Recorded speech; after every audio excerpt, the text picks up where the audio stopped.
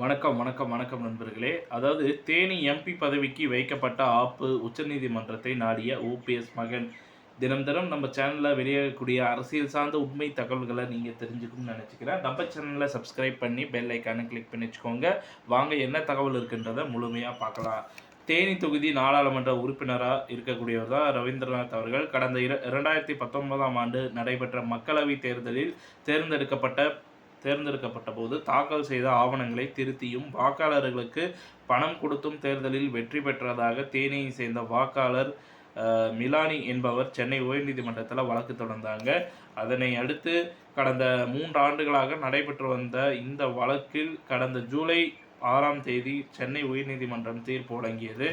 இதில் அந்த தீர்ப்பில் முன்னாள் முதல்வர் ஓபிஎஸ் மகன் ரவீந்திரநாத் வெற்றி பெற்றது செல்லாது என சென்னை உயர்நீதிமன்றம் தீர்ப்பு வழங்கியது. மேலும் உச்சநீதிமன்றத்தில் மேல்முறையீடு செய்ய 30 நாட்கள் கால அவகாசம் வழங்கி தீர்ப்பை நிறுத்தி வைக்கப்பட்டதாகவும் உச்சநீதிமன்றம் அறிவித்தது.